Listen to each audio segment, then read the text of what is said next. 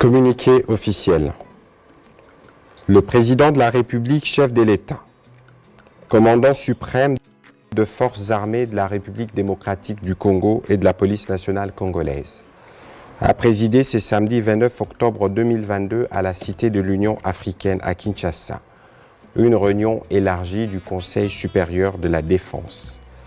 Il a été question de faire le point de l'évolution de la situation sécuritaire dans le Nord Kivu, marquée particulièrement par une série d'attaques et l'occupation de quelques localités congolaises dans les territoires de Rutshuru par le M23 appuyé par l'armée rwandaise.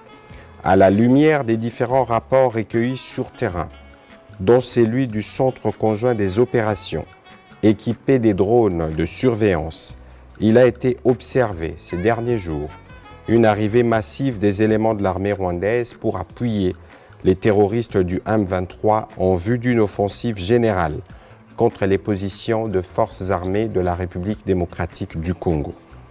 Le Conseil supérieur de la défense a rappelé que cette offensive du M23, appuyée par l'armée rwandaise, vient de porter un énième coup au processus de paix de Nairobi et de Luanda engagé depuis plusieurs mois. Cette aventure criminelle et terroriste a rencontré une farouche résistance de forces armées de la République démocratique du Congo, déterminées à défendre la patrie jusqu'au sacrifice suprême. Ces affrontements ont provoqué un déplacement massif de plusieurs milliers de nos compatriotes, rendant encore plus difficile une situation humanitaire déjà préoccupante.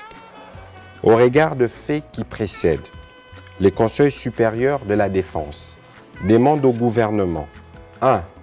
D'expulser dans les 48 heures suivant sa notification M. Vincent Karega, ambassadeur plénipotentiaire du Rwanda en poste en République démocratique du Congo. Et ce, en raison d'une part de la persistance de son pays à agresser la RDC et à appuyer les mouvements terroristes du M23 qu'il instrumentalise à cette fin, et d'autre part du mépris teinté d'arrogance des autorités rwandaises vis-à-vis tant du processus de Nairobi et de Luanda que des recommandations de la communauté internationale, plus précisément des Nations Unies, de l'Union africaine, de la Communauté de l'Afrique de l'Est, de la SADC et des partenaires multilatéraux, exigeant unanimement la cessation des activités terroristes du M23 et de tout appui extérieur à lui, son retrait sans délai ni condition des localités congolaises occupées et le retour immédiat des populations déplacées. 2. D'envoyer en toute urgence une mission humanitaire pour porter une assistance à nos populations déplacées à la suite de ces attaques. 3. De prendre de nouvelles mesures supplémentaires de restriction d'accès au territoire congolais à l'encontre du Rwanda. 4. D'accroître la force de frappe des forces armées et de sécurité. 5.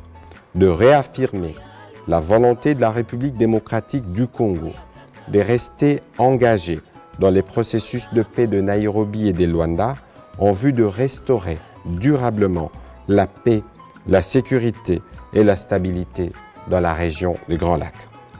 En ces moments particuliers où l'unité nationale est menacée, le Conseil supérieur de la défense a félicité les forces de défense et de sécurité de la République démocratique du Congo pour leur bravoure et leur détermination à défendre l'intégrité territoriale de notre pays, à protéger les populations ainsi que les institutions de la République.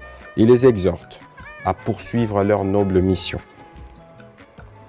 En vue de préserver l'unité nationale, le Conseil supérieur de la défense a rappelé la recommandation du président de la République, chef de l'État, celle de s'abstenir de tout type de discours, actes de violence ou des stigmatisations contre les communautés rwandophones pour ne pas prêter les flancs à l'ennemi.